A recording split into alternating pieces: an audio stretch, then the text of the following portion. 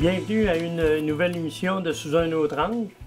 Cette semaine, on reçoit M. Gaétan Laflamme, que vous connaissez probablement déjà, parce qu'on a présenté une émission en septembre, je crois, sur l'astronomie. Mais il nous restait tellement de choses à parler, puis aussi de faire le tour de ce qui s'en vient. Alors, M. Laflamme, je ne vous laisse pas vous présenter. Tout le monde vous connaît déjà. Bonjour. L'astronomie, on peut expliquer c'est quoi? L'astronomie, c'est une science, en fait, qui est ouverte à des professionnels et aussi à des amateurs. Depuis, si on recule dans les siècles passés, eh bien, les gens, la seule façon qu'on pouvait observer le ciel pour pouvoir prendre des mesures ou voir qu'est-ce qui se passait, le déplacement des planètes, etc., eh bien, les gens faisaient ça à l'œil nu. Puis aujourd'hui, on peut faire exactement la même chose, c'est-à-dire qu'on peut continuer à observer le ciel à l'œil nu, ou encore, depuis, disons, 1608, depuis que Galilée a pointé pour la première fois son télescope ou une petite lunette vers Jupiter, où il a pu observer les lunes de Jupiter, vers Vénus, où il a pu voir les croissants de Vénus, et vers la Lune, où il a pu observer que la Lune n'était pas si uniforme que ça, qu'il y avait des cratères sur la Lune. Donc, depuis ce temps-là, bien, les astronomes ont commencé à utiliser de plus en plus des instruments qui étaient initialement disponibles uniquement pour des professionnels, mais de plus en plus, il y en a qui sont disponibles pour les gens qui sont amateurs d'astronomie. Donc, une des choses qu'on peut utiliser lorsqu'on fait de l'astronomie depuis, disons, 1608 avec Galilée, eh bien, c'est des jumelles. Par exemple, des jumelles comme ça ici, avec un support qu'on peut mettre sur un trépied. Ça aide à l'observation parce que des jumelles à la longue pour observer, ça devient pesant. Puis, on peut commencer à trembler un petit peu, bouger un petit peu, puis on perd toute l'information qu'on peut aller chercher dans la lumière qui est captée par les jumelles. Donc, je suggère d'utiliser des trépieds. Puis, dans la période des fêtes, parce qu'on approche de Noël, eh bien, il y a souvent des spéciaux dans les magasins où ils offrent les jumelles à 50 %. Par exemple, des 15-70 qui sont bonnes pour s'initier à l'astronomie. C'est une bonne dimension de jumelles. Ça ici, c'est des 10-50. Donc, les autres sont un petit peu plus grosses, qu'on met sur un trépied. Puis, on peut acheter ces jumelles-là dans un magasin à 50 % dans la période des fêtes. Il suffit de surveiller les spéciaux. Et 50 % ça vaut combien, des jumelles comme ça, un prix régulier? Le prix régulier, c'est environ 200 $. Puis, ils viennent en spécial à 100 $ environ. Donc, il faut s'assurer que le support pour mettre sur un trépied est aussi un support comme celui-ci, qui est fourni, la plupart du temps, il est fourni avec les jumelles. Ah, OK. Donc, on n'a pas besoin de l'acheter à part. Fait qu'il reste rien que le trépied à acheter. C'est ça. Mais une fois qu'on pointe les jumelles dans le ciel, eh bien, il faut essayer de se retrouver un peu dans le ciel. Qu'est-ce qu'on doit observer? Qu'est-ce qu'on peut observer? Eh bien, c'est un peu comme le ciel, c'est un peu comme une carte. On peut utiliser aujourd'hui des cellulaires, des tablettes pour avoir avec des logiciels spéciaux pour pouvoir identifier certains objets dans le ciel. Mais on peut utiliser aussi des cherche-étoiles, comme celui-ci, qui permettent de se localiser et de voir quelles sont les constellations ou les principales étoiles qu'on peut voir dans le ciel. Ça nous aide à se repérer. Donc, on peut acheter un cherche-étoiles semblable dans toute bonne librairie. Il faut peut-être les commander à l'avance, mais ça peut... C'est peut-être pas un élément qui se vend énormément? Ou... la plupart des librairies ont toujours en stock quelques cherche-étoiles parce qu'ils ont toujours des bons livres d'astronomie qui sont disponibles. Puis, en parlant de livres, eh bien, moi, ce que je propose aux gens qui veulent débuter en astronomie, un livre qui s'appelle « J'observe le ciel profond ». Puis, c'est un livre qui identifie, en fonction des saisons, quels sont les objets qu'on peut voir dans le ciel. Puis, ça identifie aussi la facilité de l'observation. Donc, pour tout ce qu'on peut voir dans le ciel, que ce soit reconnaître les constellations, reconnaître des objets comme dans la nébuleuse d'Orion, qu'on va parler un petit peu plus tard, des objets dans cette constellation-là ou ailleurs, on explique qu'est-ce qui peut être vu facilement, à l'œil nu, avec une paire de jumelles, avec un petit télescope, ou encore même prendre certaines photos de certains objets dans le ciel. Donc, il fait des suggestions de photographie du ciel. OK. Donc, c'est un livre très intéressant pour ceux qui commencent à débuter. Puis, pour les objets faciles, c'est un beau sourire. Pour les objets un petit peu plus difficiles, il y a une petite bouche un peu dans l'autre sens. OK. Là, on a eu l'éclipse de lune qu'on avait parlé à la dernière émission. Oui. Vous avez eu le loisir de la regarder, je présume? Donc, ça a été une drôle d'observation. J'ai des amis à Rimouski qui n'ont pas été en mesure de la regarder parce que le ciel était complètement couvert dans leur coin. Moi, de mon côté, eh bien, je me suis levé assez tôt pour pouvoir observer l'éclipse en question. Donc, je me suis préparé à prendre quelques photos. Puis, le ciel était vraiment beau, bien dégagé, la lune très brillante dans le ciel. C'était l'heure de la pleine lune, en fait, là, parce que c'est à ce moment-là qu'on peut voir des éclipses. Puis, lorsque l'éclipse a débuté, les cirrus ont commencé à apparaître en avant de la lune. J'ai pu prendre plusieurs photos quand même, malgré l'image est moins bonne un peu. Mais jusqu'à temps que la totalité approche. Donc, il restait un petit lampe de lumière sur la lune. Puis, malheureusement, les gros nuages sont apparus. Ça a obscurci complètement la lune. On ne voyait absolument plus rien. Donc, ça va être pour une prochaine fois. La prochaine éclipse de lune, en 2025, il va y avoir une éclipse de lune. En espérant que les cirrus ne seront pas de la partie. J'espère cette fois-là. Donc, en 2024, il n'y aura pas d'éclipse de lune, mais en 2025, il va en avoir. OK. Là, il va en avoir aussi qui ne sont pas visibles au Québec, c'est-à-dire que il y en a un peu partout dans le monde. Il peut en avoir ailleurs dans le monde, mais qui ne seront pas nécessairement visibles au Québec en 2024. Alors, nous, c'est en 25. En 2025, on va pouvoir ressortir. En été ou. Je ne me souviens pas de la date exacte, malheureusement. Je pourrais vérifier puis revenir dans une prochaine émission. Là, on a fait septembre, octobre, novembre. Là, on est rendu dans décembre. C'est ça, on approche des fêtes. On approche des fêtes.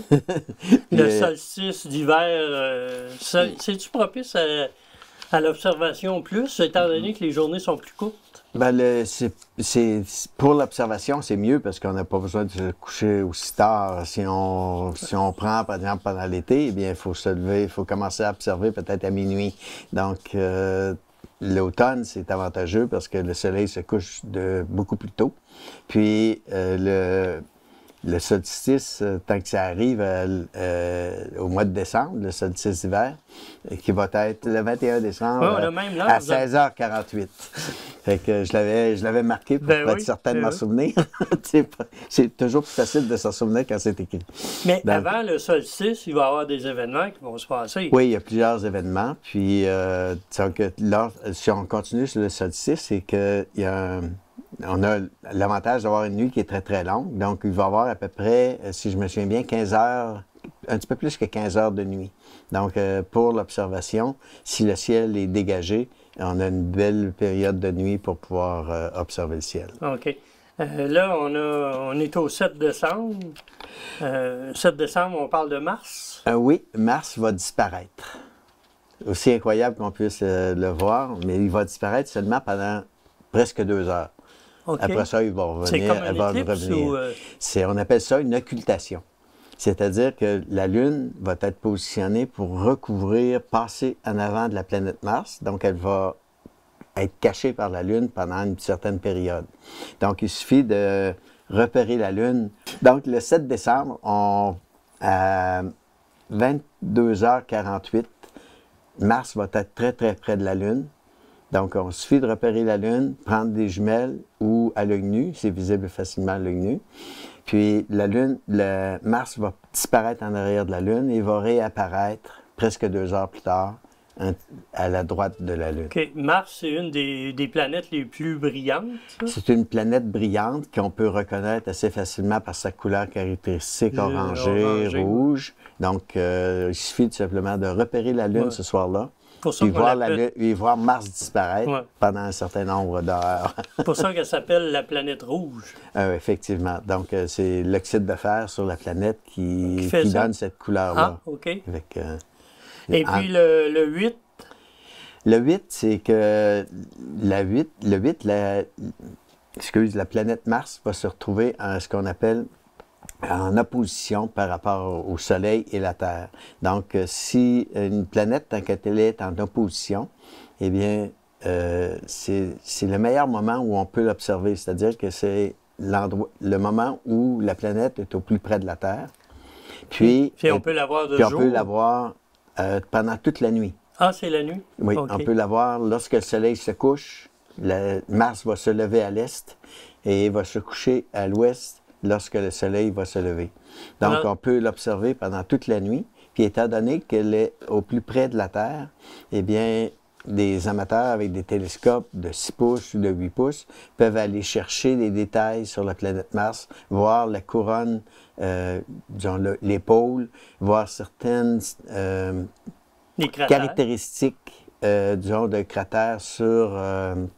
c'est pas des cratères, mais des phénomènes sur la planète qui apparaissent au télescope, comme c'est pas un cratère, c'est un canyon sur la planète Mars qui peut être visible aussi, en espérant qu'il n'y ait pas de tempête de sable sur la planète Mars. Il y en a déjà eu. On ne voyait plus aucun détail sur la planète, mais on espère que cette année, à partir du 8 décembre, ben, dans les semaines précédentes et dans les semaines suivantes, on peut observer facilement Mars aussi. Ouais. Donc, sauf pendant 2 heures.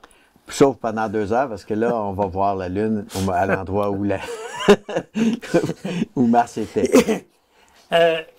Des pluies d'étoiles filantes, habituellement, on voit ça plus dans la période des Perséides, au mois d'août. Mais là, vous en avez prévu une le 14 décembre? Oui, le 14 décembre, c'est une pluie d'étoiles filantes qu'on appelle les Géminides. Puis, c'est pas comme les Perséides. Elle va être aussi performante au nombre d'étoiles filantes que les Perséides. Sauf que c'est l'hiver, est un petit peu moins, les gens sortent peut-être un petit peu moins.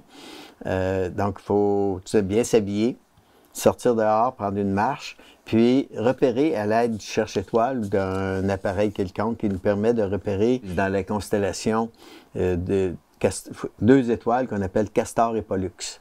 Donc, près de Pollux, c'est le point radiant. Le point radiant, ça veut dire que les étoiles filantes vont arriver de ce point-là. Ils peuvent être dans toutes les directions autour de ce point-là. On repère les étoiles. Une fois qu'on les a repérées, on regarde dans n'importe quelle direction. Il suffit de marcher, de lever un peu les yeux au ciel, faire attention pour ne pas s'enfarger dans les bancs de neige qui peuvent il peuvent y avoir. Mais on peut voir des étoiles dans toutes les directions. Puis, si je me souviens bien, on peut voir jusqu'à 120 à 200 étoiles filantes à l'heure. Donc, c'est plus que 2 par minute. Donc, c'est une pluie d'étoiles filantes très intéressante, puis qui peut permettre à ceux qui en observent de faire des vœux, puis en espérant qu'ils puissent se réaliser. Ouais. Mais les pluies d'étoiles filantes, il y en a pas seulement les Perséides, il y a les Géminides, il y en a peut-être une trentaine qui sont vraiment où on peut voir beaucoup d'étoiles filantes. Au courant de l'année. C'est au courant, c'est ça. Il y en a presque à tous les mois de différentes intensités. Donc, comme là, c'est presque aussi... à la mi-décembre, au 14 décembre, là, c'est une grosse. C'est une grosse. C'est dans la nuit du 14 décembre. Puis j'avais indiqué l'heure à laquelle le maximum se produit. Donc, je vais tourner ma page. Donc, cette pluie d'étoiles filantes-là se produit dans la période du 4 au 17, mais le maximum est le 14, puis ça se produit à 2 heures du matin. OK. Donc, le maximum. Cependant, à 2 heures du matin, la Lune va être présente. Ça va nuire un peu à l'observation, mais les heures précédentes et les heures suivantes, le maximum, eh bien, on peut en voir aussi. Puis, les journées précédentes ou les journées suivante, on peut en voir aussi. Une quantité un peu moindre. OK. Le lendemain, on peut regarder la constellation d'Orion? Oui, bien, disons que la constellation d'Orion, pendant tout le mois de décembre, le mois de janvier, c'est une très belle constellation qu'on peut voir qui nous permet, entre autres, de la constellation d'Orion. Il y a on appelle ça la ceinture d'Orion, qui est très facile à repérer dans la constellation. Encore une fois, on utilise un cherche-étoile ou nos appareils spécialisés, les iPads ou les téléphones pour pouvoir se repérer dans le ciel. La constellation d'Orion, puis juste en dessous de la ceinture d'Orion, il y a un objet qu'on peut voir à l'œil nu, puis qu'on peut aller chercher beaucoup plus de détails avec des jumelles ou un petit télescope, qu'on appelle la nébuleuse d'Orion. Une nébuleuse, c'est des gaz qui sont des gaz diffus, qui sont dans l'espace, puis qui sont situés relativement loin de nous, mais qu'on peut voir... Sont éclairés par... Sont éclairés par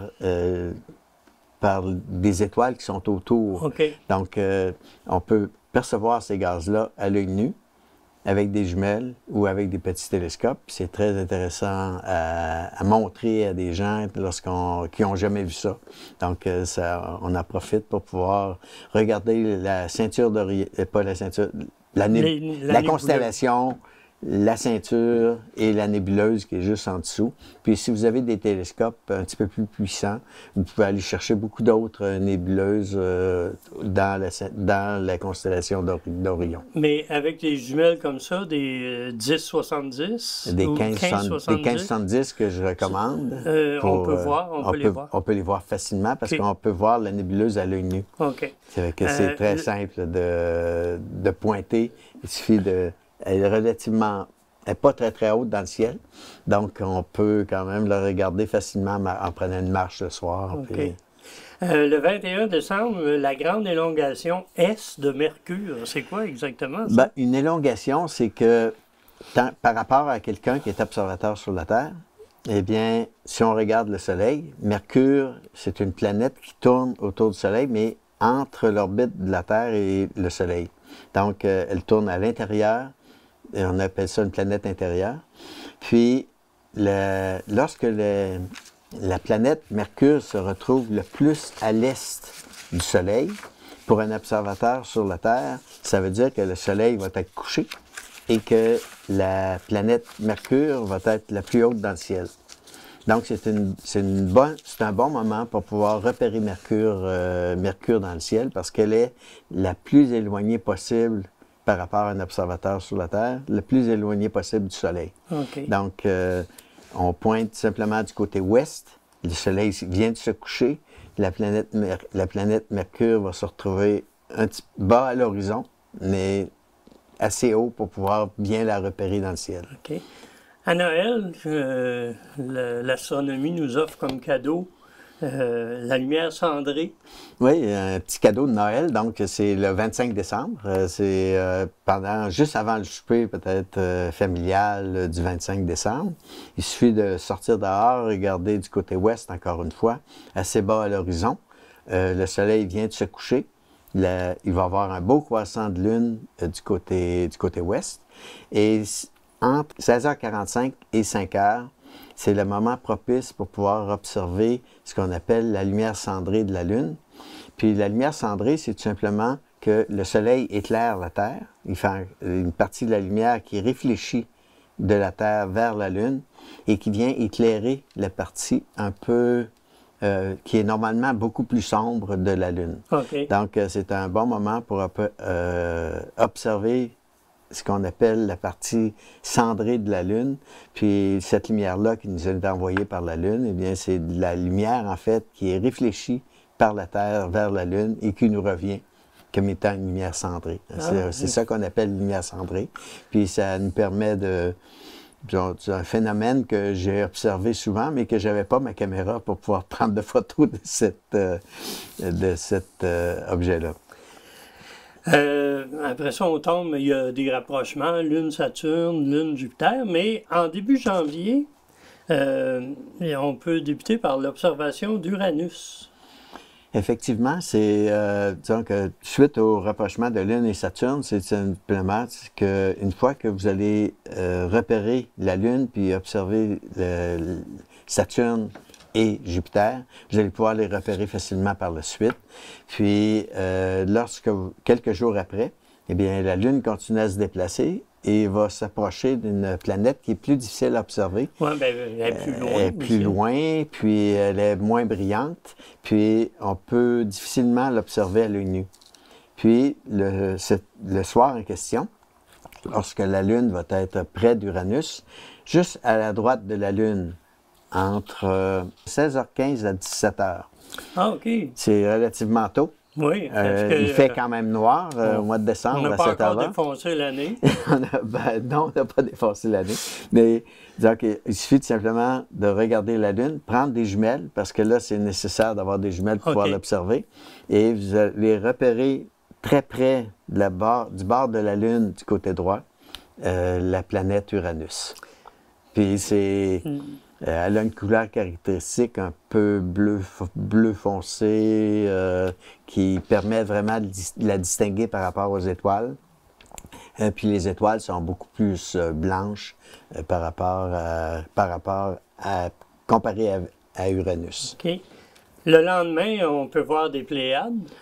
Oui, les Pléiades, c'est un bel amas d'étoiles qui ressemble un petit peu à la petite ours. Puis à l'œil nu, on peut voir facilement 7 de ces étoiles-là.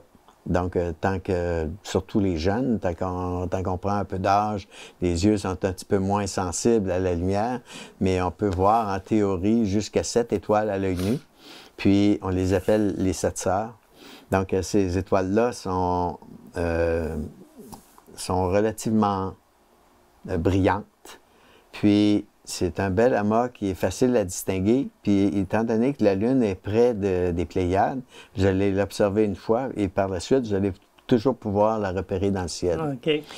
Si on imagine maintenant la distance de cette constellation, de cet amas globulaire, de cet amas d'étoiles-là, c'est un amas ouvert. Les étoiles sont très bleues. Donc, elles se situent à 444 années-lumière de la Terre ou de notre système solaire. 444 années-lumière, ça veut dire que ça prend 444 années à la lumière des étoiles qu'on voit à arriver jusqu'à la Terre. Donc, ce qu'on regarde, en fait, c'est le passé. On regarde les Pléiades tels qu'ils étaient 444 années avant qu'on puisse le voir, par rapport à ce qui existe réellement aujourd'hui. Donc, c'est comme si on regardait, toutes les fois qu'on regarde des étoiles, c'est comme si on le regardait un peu on fait un regard dans le passé. Puis le 3, le lendemain, c'est un début de janvier quand même assez occupé, une nouvelle pluie d'étoiles avec les quadrantides. Les quadrantides, c'est une autre pluie d'étoiles filantes qu'on appelle les quadrantides. Il y a un petit peu moins d'étoiles filantes que celles qu'on parlait tout à l'heure. Il y en a un peu moins aussi que les Perséides qu'on voit au mois d'août. Donc, cette pluie d'étoiles filantes-là, on peut en voir jusqu'à 110 à l'heure. Puis, le point radiant est dans la constellation du Bouvier. La constellation du Bouvier, c'est une étoile qu'on appelle Arcturus. Puis, le Bouvier, cette pluie d'étoiles filantes-là se fait dans le haut de la constellation. Okay. Auparavant, si on regarde dans les anciennes cartes, avant que l'Union astronomique internationale change les noms des constellations ou fasse des regroupements de noms de constellations, c'était une constellation qu'on appelait le cadran. Donc, d'où le nom quadrantide qui a toujours resté pour la pluie d'étoiles filantes, mais aujourd'hui, ça se produit dans la constellation du Bouvier. Donc, encore une fois, il suffit tout simplement de prendre une marche dehors, lever la tête un peu vers le ciel, puis si vous allez être chanceux, encore une fois, à 110 météores à l'heure, on peut en voir presque à toutes les minutes sans aucun problème. Là, il nous reste pratiquement plus de temps, malheureusement, mais j'aimerais qu'on parle de la comète qu'on va pouvoir voir vers... je ne sais pas trop quelle date. À la fin janvier, début février. Oui, c'est ça. Il y a une belle comète qu'on prévoit être très lumineuse et qui va pouvoir être observée à l'œil nu. Donc, cette comète-là, qui est de la glace, finalement, qui se déplace dans l'espace, en s'approchant du Soleil, il va dégager des gaz, puis de la poussière. Puis, elle va être assez brillante qu'on va pouvoir la voir dans la constellation près du Dragon, dans la constellation de la Girafe. Il suffit tout simplement de faire un petit peu plus de recherche sur Internet et vous allez pouvoir trouver où elle est et pouvoir l'observer. Avec vos jumelles aussi. C'est trop intéressant, il va falloir que tu reviennes.